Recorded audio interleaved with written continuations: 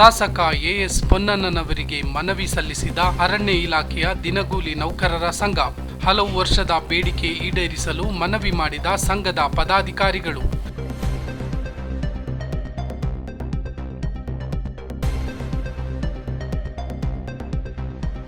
ರಾಜ್ಯಾಧ್ಯಕ್ಷ ಎಎಂ ನಾಗರಾಜ್, ಗೌರವಾಧ್ಯಕ್ಷ ಸಂಕೇತ್ ಪೂವಯ್ಯ, ಜಿಲ್ಲಾಧ್ಯಕ್ಷ ಎಸ್ಎಸ್ ಹರೀಶ್ ಕುಮಾರ್ ಮುಂದಾಳತ್ವದಲ್ಲಿ ಮನವಿ ಸಲ್ಲಿಕೆ. ದಿನಗೂಲಿ ನೌಕರರ ಸಮಸ್ಯೆಗಳನ್ನು ಮುಖ್ಯಮಂತ್ರಿಗಳ ಗಮನಕ್ಕೆ ತರುವ ಭರವಸೆ ನೀಡಿದ ಶಾಸಕ ಪೊನ್ನಣ್ಣ. ಶಾಸಕ ಎಎಸ್ ಪೊನ್ನಣ್ಣನವರನ್ನು ಅದ್ದೂರಿಯಾಗಿ ಸನ್ಮಾನಿಸಿ ಗೌರವಿಸಿದ ಸಂಘದ ಪದಾಧಿಕಾರಿಗಳು. ನೂತನ ಗೌರವಾಧ್ಯಕ್ಷರಾಗಿ ಆಯ್ಕೆಯಾಗಿರುವ ಸಂಕೇತ್ ಪೂವಯ್ಯನವರಿಗೆ ಶಾಸಕ ಪೊನ್ನಣ್ಣನವರಿಂದ ಸನ್ಮಾನ. ದಿನಗೂಲಿ ನೌಕರರ ಸಂಘದ ಪದಾಧಿಕಾರಿಗಳು ಸೇರಿದಂತೆ ಸದಸ್ಯರುಗಳ ಉಪಸ್ಥಿತಿ.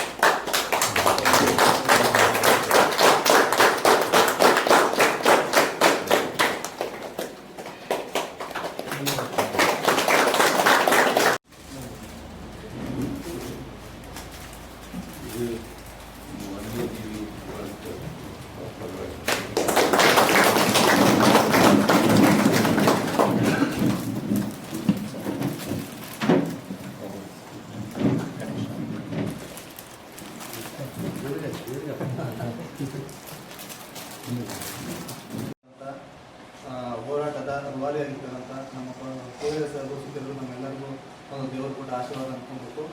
ಹಾಗಾಗಿ ಈ ಒಂದು ಸಭೆಯ ಎಲ್ಲ ಒಂದು ಅಚ್ಚುಕಟ್ಟಾಗಿ ನೆರವೇರಿದೆ. ಈ ಕೊನೆಯದಾಗಿ ನಮ್ಮ ಶಾಸಕ ಸಾಹೇಬರಿಗೆ ಹಾಗೂ ಜಿಲ್ಲಾ ಅಧ್ಯಕ್ಷರಾದಂಥ ಗಮನ ಸರ್ಗೆ ಹಾಗೂ ನಮ್ಮ ರಾಜ್ಯಾಧ್ಯಕ್ಷರಿಗೆ ಎಲ್ಲ ಬಂದಿರ್ತಕ್ಕಂಥ ಎಲ್ಲ ನಮ್ಮ ಮುಖಂಡರಿಗೆ ಎಲ್ಲ ನಮ್ಮ ಪರವಾಗಿ ಅಭಿನಂದನೆ.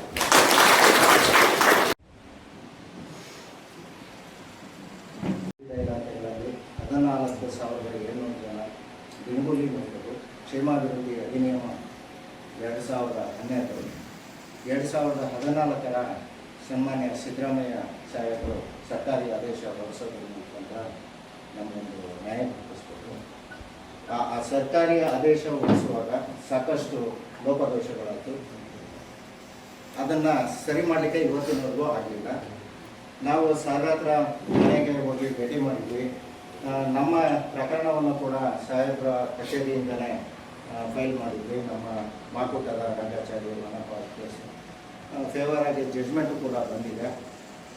ಸಾಮಾನ್ಯ ವಕೀಲರು ತೀರ್ಪು ಕೊಟ್ಟಿರೋದಲ್ಲ, ಪೊನ್ನಣ್ಣ ಸರ್ ಅಂತ ಹಿರಿಯ ವಕೀಲರು ಕಚೇರಿಯಿಂದ ಆಗಿರೋವಂಥದ್ದು.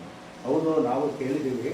ಈಗ ಆ ಕೇಸಲ್ಲಿ ನಾವು ತೀರ್ಮಾನ ತೊಗೊಳಕ್ಕಾಗಲ್ಲ ಅನ್ನೋದು ಪ್ರಧಾನ ಮುಖ್ಯ ಅರಣ್ಯ ಸಂರಕ್ಷಣಾಧಿಕಾರಿಗಳು, ಸೆಕ್ರೆಟ್ರಿ ಈ ರೀತಿ ಕಡತ ಪಾಪ ಇಲ್ಲೇ ಇದ್ದಾರೆ, ಓಡಾಡ್ತಾ ಇದೆ. ಸರ್ಗೆ ಇದನ್ನು ಮನವರಿಕೆ ಮಾಡಿಕೊಟ್ಟಿದ್ವಿ. ಸನ್ಮಾನ್ಯರಲ್ಲಿ ಸರ್ ತಮ್ಮಿಂದ ಇವತ್ತು ನಮ್ಮ ಸಂಘಟನೆಗೆ ಒಂದು ಶಕ್ತಿ ಬಂದಿದೆ. ಪೂವಯ್ಯ ಸಾಹೇಬ್ರಂತ ಒಬ್ಬ ನಿಷ್ಠಾವಂತ ಧೀಮಂತ ಹೋರಾಟಗಾರರನ್ನ ಕೆಲಸ ಮಾಡಲಿಕ್ಕೆ ತಾವು ಕೊಟ್ಟಿದ್ದೀರಿ ಸರ್. ಈ ಒಂದು ಆಗಮನದಿಂದ ನಾವೆಲ್ಲರೂ ಕೂಡ ಅವರನ್ನು ನಮ್ಮ ರಾಜ್ಯ ಸಂಘಟನೆಯಲ್ಲಿ ಗೌರವಾಧ್ಯಕ್ಷರಾಗಿ ನೀವು ಕೆಲಸ ಮಾಡಬೇಕು ಸರ್. ನಾವು ಸಾರಿಗೆ ಹಿಂದೆನೇ ಕೇಳ್ಕೊಂಡಿದ್ವಿ ಸರ್, ತಾವು ಕಾನೂನು ಸಲಹೆಗಾರಿದ್ದೀರಿ, ತಮ್ಮ ಅನುಮತಿ ಮೇಲೆ ನಾವು ಹೋರಾಟ ಮಾಡ್ತೀವಿ ಅಂದಾಗ, ಬೇಡ್ರಪ್ಪ ನೀವೆಲ್ಲ ವನ್ಯಜೀವಿ ಸಂರಕ್ಷಣೆ ಅರಣ್ಯ ಸಂರಕ್ಷಣೆ ಮಾಡೋಂಥವ್ರು ಹೋರಾಟ ಮಾಡಬೇಡಿ, ಆ ರೀತಿ ಏನಾದರೂ ತೊಂದರೆ ಆದರೆ ನಾನು ಇರ್ತೀನಿ ಅಂತ ಹೇಳಿದರು. ನೋಡಿ, ನಮ್ಮ ಸೌಭಾಗ್ಯ ಇವತ್ತು ಕೊಡಗಿಗೆ ಒಬ್ಬರು ಹಿರಿಯರಾಗಿ ಒಂದು ಉನ್ನತ ಸ್ಥಾನ, ಬರೀ ಕೊಡಗಿಗೆ ಮಾತ್ರ ಅಲ್ಲ, ರಾಜ್ಯದ ಎಲ್ಲರಿಗೂ ಕೂಡ ಬೇಕಾದಂತಹ ಮುಖ್ಯಮಂತ್ರಿಗಳಿಗೆ ಹತ್ತಿರದಲ್ಲಿರ್ತಕ್ಕಂತಹ ಒಂದು ಕಾನೂನು ಸಲಹೆಗಾರಾಗಿ ಈಗಾಗಲೇ ತಾವೆಲ್ಲರೂ ಕೂಡ ನೋಡ್ತಾ ಇದ್ದೀರಿ. ಒಳ್ಳೊಳ್ಳೆ ಸಲಹೆಗಳು ಕೂಡ ಇವತ್ತು ನಾವು ಪತ್ರಿಕೆಗಳಲ್ಲಿ ಹೇಳಿದ್ವಿ. ನಾವೇನೇ ಇತ್ತೀಚಿನ ಮೂಡ ಇದರಲ್ಲಿ ಪೊನ್ನಣ್ಣ ಸರು ಪ್ರತಿ ಒಂದು ದಿನವೂ ಕೂಡ ನಾನು ನೋಡ್ತಾ ಇದ್ದೆ. ಹಾಗಾಗಿ ತಾವು ಸರ್ಕಾರದ ಮತ್ತು ನಮ್ಮ ನೌಕರರ ಮಧ್ಯೆ ಒಂದು ಸಂಪರ್ಕ ಸೇತುವೆಯಾಗಿದ್ರಿ ಸರ್. ನಾವೆಲ್ಲವನ್ನು ಕೂಡ ತಮಗೆ ಹೇಳಲಿಕ್ಕಾಗಲ್ಲ. ನಮ್ಮ ಪರವಾಗಿ ನಮ್ಮ ಗೌರವಾಧ್ಯಕ್ಷರು ತಮ್ಮನ್ನು ಭೇಟಿ ಮಾಡ್ತಾರೆ ಸರ್. ಏನು ನಮ್ಮದೊಂದು 17 ಹಿಂದೆ ಇರ್ತಕ್ಕಂಥವ್ರನ್ನ as it is daily wages ಅದು ಇಲಾಖೆಲಾಗಿರ್ತಕ್ಕಂಥ ತಪ್ಪು. ಈ 17 ಒಳಗಡೆ ಇರ್ತಕ್ಕಂಥವ್ರನ್ನ ಹೊರಗುತ್ತಿಗೆ ಮಾಡಬಾರ್ದು ಅಂತ ಹೇಳಿ ನಾವು ಕೇಳ್ಕೊತಾ ಇದ್ದೀವಿ ಸರ್. ಯಾಕೆಂದರೆ 17ಕ್ಕಿಂತ ಹಿಂದೆ ಇರೋರು ಆಲ್ರೆಡಿ 20-25 ವರ್ಷ ಡೈಲಿ ವೇಜ್ ಸರ್ವಿಸ್ ಇದೆ. ಸರ್ಕಾರದ ಆದೇಶನೂ ಇದೆ, ಯಾವುದೇ ಮೂಲ ಹುದ್ದೆ ಬದಲಾವಣೆ ಮಾಡಬಾರ್ದು ಅಂತ. ಆಮೇಲೆ ಈಗ ಆಗಲೇ ಕ್ಷೇಮಾಭಿವೃದ್ಧಿ ಅಧಿನಿಯಮ ಏನು ಸಿದ್ದರಾಮಯ್ಯ ಸಾಹೇಬರು ಜಾರಿ ಮಾಡಿದ್ರು, ಅದರಲ್ಲಿ ಪಿಂಚಣಿ ಯೋಜನೆ ಕೂಡ ಇದೆ ಸರ್. ಅದು 2014ರಲ್ಲಿ ಪಿಂಚಣಿ ಸೌಲಭ್ಯದ ಬಗ್ಗೆ ಕಡತ ಓಪನ್ ಆಗಿದ್ರು ಸರ್. 2024 ಬರೀ ಕರೆಸ್ಪಾಂಡೆನ್ಸಲ್ಲೇ ಇದೆ. ಕೇಳಿದಾಗೆಲ್ಲ CM ಟೇಬಲಲ್ಲಿ ಇದೆ, FD ಇದೆ, ಈ ರೀತಿ ಮಾಹಿತಿ ಹೇಳ್ತಾ ಇದ್ದಾರೆ. ಅದಕ್ಕೆ ತಾವು ಈ ತಮ್ಮ ಒಂದು ಅಧಿಕಾರದ ಅವಧಿಯಲ್ಲಿ ಬಡ ದಿನಗೂಲಿ ನೌಕರರ ಈ ಒಂದು ಸಣ್ಣ ಕೆಲಸ ಏನಿದೆ ಸರ್, ನಮಗೆ ಅದು ದೊಡ್ಡದು, ತಮಗೆ ಇದೊಂದು ಸಣ್ಣ ಕೆಲಸ ಸರ್. ತಾವು ಮನಸ್ಸು ಮಾಡಿದ್ರೆ ನಮ್ಮ 14,700 ಕುಟುಂಬಗಳು ಈಗಾಗಲೇ 10 ವರ್ಷ ಆಗಿದೆ ಸರ್ ನಿವೃತ್ತಿಯಾಗಿ. ಕೆಲವರು ಬಂದಿದ್ದಾರೆ ಪಾಪ, ಈಗಲೂ ಕೂಡ ಅವರು ಲೇಬರ್ ಆಗಿ ಕೆಲಸಕ್ಕೆ ಹೋಗ್ತಾರೆ ಸರ್. 30-35 ವರ್ಷ ಸರ್ಕಾರದ ಇಲಾಖೆಯಲ್ಲಿ ಕೆಲಸ ಮಾಡಿ ಒಂದು ಪಿಂಚಣಿ, ಕನಿಷ್ಠ ಪಿಂಚಣಿ ತೊಗೊಳಕ್ಕಾಗಲಿಲ್ಲ. ಇದು ಸರ್ಕಾರದಲ್ಲಿದೆ, CM ಟೇಬಲಲ್ಲಿದೆ, FDಲಿದೆ ಸರ್. ಅದು ತಾವು ಬರುವ ಅಧಿವೇಶನದಲ್ಲಿ ನಾವೀಗ ರಾಜ್ಯ ಮಟ್ಟದ ಒಂದು ಹೋರಾಟವನ್ನು ಬೆಂಗಳೂರಿನಲ್ಲಿ ಕರೀತಾ ಇದ್ವಿ ಸರ್. ಅದಕ್ಕೆ ತಾವು ಒಂದು ಅನುಮತಿ ಕೇಳೋಣ ಅಂತ. ಅನುಮತಿ ಕೇಳೋದು ಅಂತ ಅಂದರೆ ತಾವು ಸರ್ಕಾರದಲ್ಲಿ ಇರೋದ್ರಿಂದ ನಾವು ಹೋರಾಟಕ್ಕೆ ಬಂದಂಥ ಸಂದರ್ಭದಲ್ಲಿ ಒಂದು 6-7 ಸಾವಿರ ಜನ ನೌಕರರು ಸೇರ್ತೀವಿ ಸರ್. ಅವತ್ತಿನ ನಮ್ಮ ವೇದಿಕೆಗೆ ಬಂದು ಒಂದು ಮನವಿ ಸ್ವೀಕಾರ ಮಾಡಿ ಮುಖ್ಯಮಂತ್ರಿಗಳ ಗಮನಕ್ಕೆ ಅದನ್ನು ತರ್ತೀರಿ. ನಮ್ಮದು ದೀರ್ಘಕಾಲದಿಂದ ಬಾಕಿ ಉಳಿದಿರ್ತಕ್ಕಂಥ ಈ ಪಿಂಚಣಿ ಮತ್ತು ಹೊರಗುತ್ತಿಗೆ ಈ ಎರಡೂ ಕೂಡ ಈ ಕೊಡಗು ಭಾಗದಲ್ಲಿ ಇವರೆಲ್ಲರೂ ಕೂಡ ಬೆಳಗ್ಗೆಯಿಂದ ಒಂದು 100 ಜನ ಜಾಸ್ತಿ ಇದ್ರು. ನಮ್ಮ ನೌಕರ ಆಶಯ, ಯಾರ್ಯಾರು ಅರಣ್ಯದ ಬಗ್ಗೆ ಮಾಹಿತಿ ಇಲ್ಲದೆ ಇರೋರು ಅರಣ್ಯ ಸಚಿವರಾಗ್ತಾರೆ. ನಮ್ಮ ಸಾಹೇಬರಿಗೆ ಅರಣ್ಯ ಖಾತೆ ಕೊಟ್ಟರೆ ಇವತ್ತು ಹೇಗಿರುತ್ತೆ? ಕೊಡಗಿನಂಥ ಒಂದು ದಟ್ಟಾರಣ್ಯ ಪ್ರದೇಶ, ವನ್ಯಜೀವಿ ಸಂಪತ್ತು ಇವೆಲ್ಲವೂ ಕೂಡ ಇದೆ, ಹೆಚ್ಚಿನ ಮಾಹಿತಿ ಇದೆ, ಒಡನಾಟ ಇದೆ. ಹಾಗಾಗಿ ನಮ್ಮ ಕೊನಣ್ಣ ಸಾರು ಮುಂದಿನ ದಿನಗಳಲ್ಲಾದರೂ ಒಂದು ಅರಣ್ಯ ಖಾತೆಯಂಥ ಒಂದು ಉನ್ನತ ಹುದ್ದೆಯನ್ನು ಅಲಂಕರಿಸಬೇಕು ಅಂತ ಹೇಳಿ ನಾವೆಲ್ಲರೂ ಕೂಡ ಅವ್ರಿಗೆ ಭಗವಂತನಲ್ಲಿ ಪ್ರಾರ್ಥನೆ ಮಾಡ್ತಾ ಇದ್ದೀವಿ. ಆದರೆ ಕೊನಣ್ಣ ಸಾರ್ನ ನಮಗೆ ಕೆಲಸ ಮಾಡಲಿಕ್ಕೆ ತಾವು ಕಳಿಸ್ಕೊಟ್ಟಿದ್ದಕ್ಕೆ ಅವ್ರ ಕಡೆಯಿಂದ ನಾವು ಒಂದು ಒಳ್ಳೆಯ ಕೆಲಸವನ್ನು ನಿರೀಕ್ಷೆ ಮಾಡ್ತಾ ಇದ್ದೀವಿ ಸರ್. ಇವೆರಡೂ ತಮ್ಮಿಂದ ಆಗ್ತಾ ಇದೆ. ಹಾಗಾಗಿ ನಾವೆಲ್ಲರ ಪರವಾಗಿ ತಮ್ಮ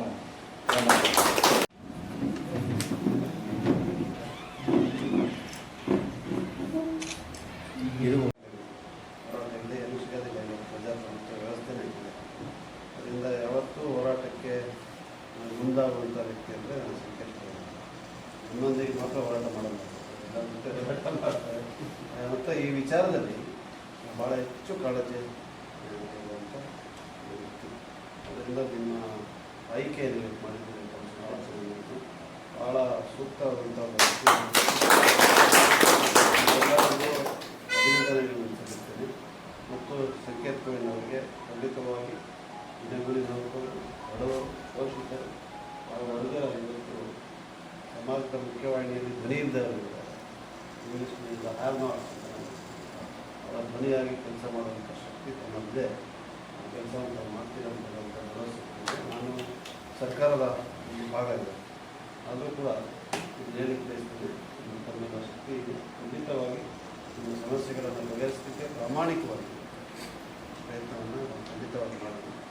ಮತ್ತು ಇವತ್ತು ಬಂದಿರುವಂಥ ರಾಜ್ಯದಲ್ಲಿರುವಂಥ ಸರ್ಕಾರ ಸಿದ್ದರಾಮಯ್ಯ ನೇತೃತ್ವದ ಕಾಂಗ್ರೆಸ್ ಸರ್ಕಾರ, ನಾನು ಯಾವುದೇ ಒಂದು ಸಂಶಯ ಇದೆ, ಒಂದು ದಿವಸ ಕೂಡ ನನ್ನ ಒಂದು ಸವಾಲಿಂದ ಒಂದು ಉತ್ತರ ಇದೆ ಸರ್ಕಾರದ ವಿಚಾರದಲ್ಲಿ. ಇದು ಬಡವರ ಪರ ಮುಖ್ಯಮಂತ್ರಿಗಳ ಜೊತೆ ನನ್ನ ಹತ್ತಿರದ ಒಡನಾಟ, ಅವರ ಹಲವಾರು ವಿಚಾರಗಳಲ್ಲಿ ಇವತ್ತು ಸರ್ಕಾರದ ನೀತಿಗಳನ್ನು ರೂಪಿಸೋದಾಗಲಿ, ಕಾನೂನನ್ನು ಮಾಡುವಂಥದ್ದು ಮತ್ತು ಕೋರ್ಟಲ್ಲಿರುವಂಥ ಹೋರಾಟ ಇವೆಲ್ಲವೂ ಕೂಡ ನಾನು ಸಂಪರ್ಕ ಹೆಚ್ಚಿದೆ, ಚರ್ಚೆ ಹೆಚ್ಚಾಗಿದೆ. ಅದರಿಂದ ನಾನು ಹತ್ತಿರದಿಂದ ಅವನು ಮತ್ತು 2013-18 ಮುಖ್ಯಮಂತ್ರಿ ಆಗಿದ್ದಾಗ ನಾನು ಅಡ್ವೊಕೇಟ್ ಜನರಲ್ ಅವರಿಗೆ ಕೆಲಸ ಮಾಡಿದೆ. ಅದರಿಂದ ಇವತ್ತು 6-7 ವರ್ಷಗಳ ಜೊತೆಗೆ ಕೆಲಸ ಮಾಡುವಂಥ ಒಡನಾಟ ಒಂದನ್ನು ಮಾತು ಸೇರ್ತೇನೆ. ನಾನು ಖಂಡಿತವಾಗಿ ನಮ್ಮ ಸಮಸ್ಯೆಗಳನ್ನು ಬಗೆಹರಿಸಲಿಕ್ಕೆ ಯಾರಿಂದಾದ್ರೂ ಸಾಧ್ಯ ಆಗಿದೆ ಅದು ಸಿದ್ದರಾಮಯ್ಯ.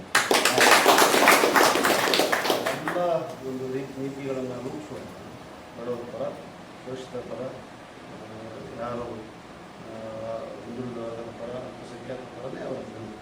ಅದರಿಂದ ಈ ವಿಚಾರವನ್ನು ನಾವು ಕೇಳ್ತಾ ಇರೋದು ಕಾನೂನಾತ್ಮಕವಾಗಿದೆ, ನೈಜವಾಗಿರುವಂಥ ಬೇಡಿಕೆಗಳನ್ನು ಇಟ್ಟಿದ್ದಾರೆ. ಕೋರ್ಟ್ನಲ್ಲಿ ಕೂಡ ನಮ್ಮ ಪರ ಆಗಿದೆ. ಹೈಕೋರ್ಟಲ್ಲಿ ಇಂಟರ್ಪ್ರಿಟೇಷನ್ ಮಾಡಿ ತಪ್ಪು ಮಾಡ್ತಿದ್ದಾರೆ ಗೌರ್ಮೆಂಟ್ ಜೀವನ. ಸುಳ್ಳು ಹೇಳ್ತಾ ಇದ್ದೀನಿ. ಹೌದು 2ನೇ ಬಾರಿಗೆ ಹೈಕೋರ್ಟಿಗೆ ಇದೆಲ್ಲ ನಾನು ಸುದೀರ್ಘವಾಗಿ ಓದಿ ಮತ್ತೊಮ್ಮೆ ಇದನ್ನ ಅರ್ಥ ಮಾಡಿಕೊಂಡು ಮುಖ್ಯಮಂತ್ರಿಗಳ ಗಮನ ತರುವಂಥ ಕೆಲಸವನ್ನು ಮಾಡ್ತೀವಿ. ನಮ್ಮ ಅಧ್ಯಕ್ಷರು, ಗೌರವಾಧ್ಯಕ್ಷರು ತಾವೆಲ್ಲರೂ ಕೂಡ ಬಂದು ಮುಖ್ಯಮಂತ್ರಿಗಳನ್ನು ಭೇಟಿ ಮಾಡುವಂಥ ಅವಕಾಶವನ್ನು ಕೂಡ ಕಲ್ಪಿಸ್ತೀವಿ. ಏನು ಚಟುವಟಿಕೆ ತಾವು ಮಾಡಬೇಕು ಅಂತ ಇದ್ದೀರಾ ಅದ್ರ ಬಗ್ಗೆ ನಾನೇನು ಹೇಳಬೇಕು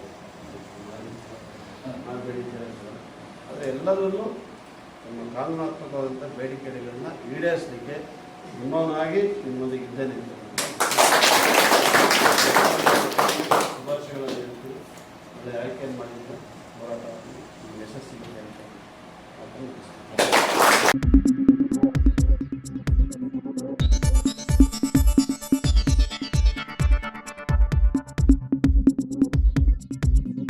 ನಾನು ನಿಮ್ಮ ಜಗದೀಶ್, ಕೊಡಗು ಧ್ವನಿ ಡಿಜಿಟಲ್ ಮೀಡಿಯಾದಿಂದ. ನಮ್ಮ ಚಾನಲನ್ನು ಸಬ್ಸ್ಕ್ರೈಬ್ ಮಾಡಿ, ಲೈಕ್ ಮಾಡಿ, ಶೇರ್ ಮಾಡಿ.